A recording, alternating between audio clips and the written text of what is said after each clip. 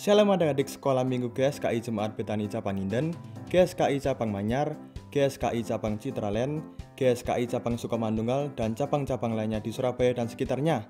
Perkenalkan, nama saya Benny. Saya ingin mengajak adik-adik sekalian untuk beribadah bersama-sama. Yuk sama-sama kita siapkan hati kita untuk beribadah.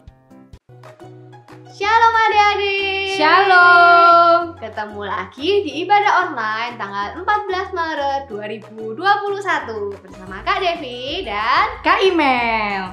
Yuk sebelum kita memulai ibadah online ini, mari kita sama-sama berdoa. Tuhan Yesus, terima kasih Tuhan atas hari ini Tuhan. Untuk kesempatan ini kami boleh ibadah online Tuhan. Kiranya Engkau yang sertai Tuhan dari awal hingga akhir Tuhan. Terima kasih Tuhan, kami serahkan semuanya dalam tangan-Mu. Di dalam nama Tuhan Yesus, haleluya. amin. Adik-adik, ayo semuanya sekarang bangkit berdiri. Kita mau puji Tuhan sama-sama. Yeay. Yuk.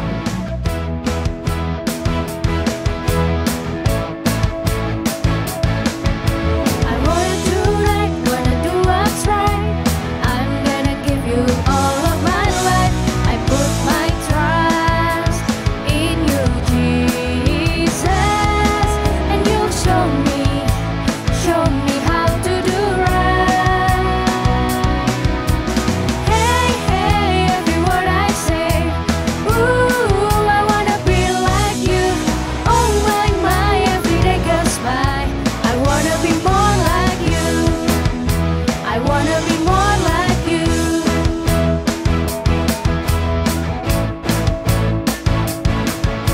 I wanna do right, wanna do what's right. I'm gonna give you all of my life. I put my trust in you, Jesus, and you'll show me how to do right.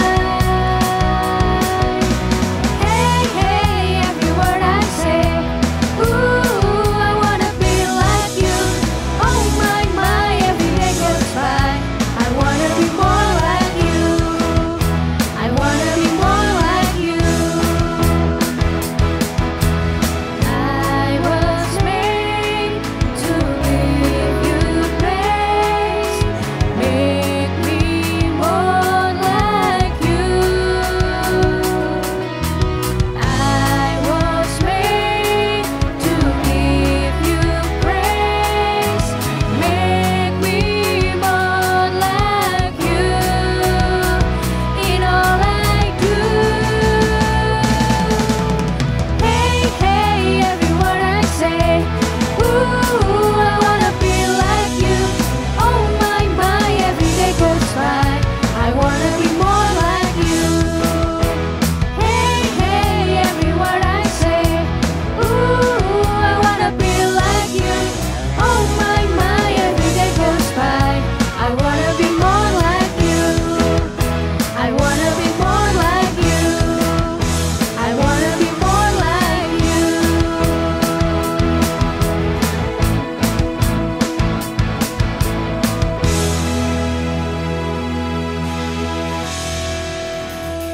Siapa yang siap dengar panggilan Tuhan? Saya. Nanti kalau kakak bilang ku jawab, semuanya jawab ya, oke? Oke. Kita pujikan lagu ini sama-sama. Dengar dia panggil nama saya. Dengar dia panggil namamu. Dengar dia panggil nama saya. Juga dia panggil namamu. Ku jawab ya, ya, ya. Ku jawab ya, ya, ya. Ku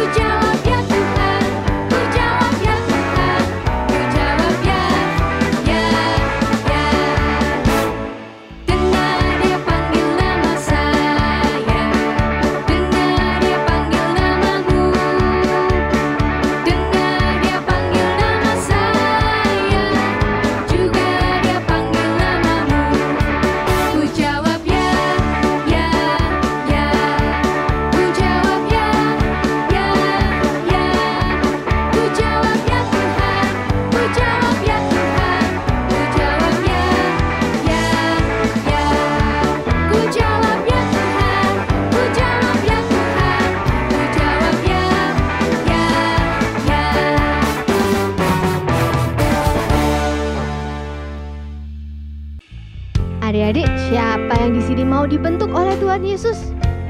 Kita mau sama-sama satukan hati kita. Kita mau minta Tuhan Yesus membentuk hidup kita ya. Ku datang ya Bapa dalam kerinduan, memandang keindahan-Mu. Ku berikan segalanya, semuanya yang ada.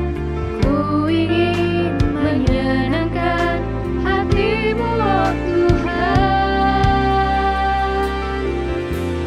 Ku datang ya Bapa dalam kerinduan, Memandang keindahan-Mu. Ku berikan segalanya, semuanya yang ada. Ku ingin menyenangkan hati-Mu, oh Tuhan. katakan Jadikan aku indah, yang Kau pandang mulia. Seturut karya-Mu di dalam hidupku, dan ajarku berharap hanya kepadamu. Tak ada setia kepadamu, Tuhan. kita mau lebih sungguh-sungguh lagi, kita nyanyikan dari awal. Ku datang ya Bapa dalam kerinduan, memandang keindahan-Mu. Ku berikan segalanya, semuanya yang ada. Ku ingin menyenangkan hati-Mu, oh Tuhan. Jadikan aku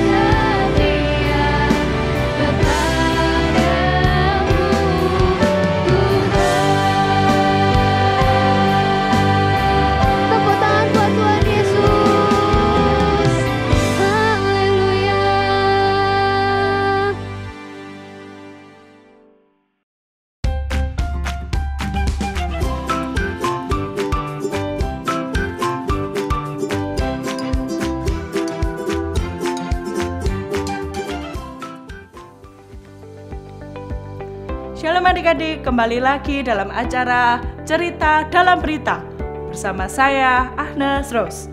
Kami akan mengupas semua berita sedalam-dalamnya sampai paling dalam seluruh berita yang ada di penjuru dunia.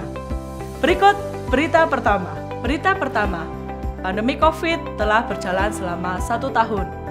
Kita dihimbau untuk menjalankan protokol kesehatan, mulai dari jaga jarak, rajin mencuci tangan, hingga penggunaan masker. Akankah masyarakat taat pada himbauan ini? Mari kita lihat keadaan di lapangan. Berikut beritanya. Gerakan 3M menjadi himbauan andalan pemerintah dalam mengatasi pandemi karena virus corona. Namun masih banyak masyarakat yang belum bisa menaati himbauan ini. Ada yang belum terbiasa, ada juga masyarakat yang meremehkan penyakit ini. Padahal, banyak masyarakat yang telah menjadi korban virus ini.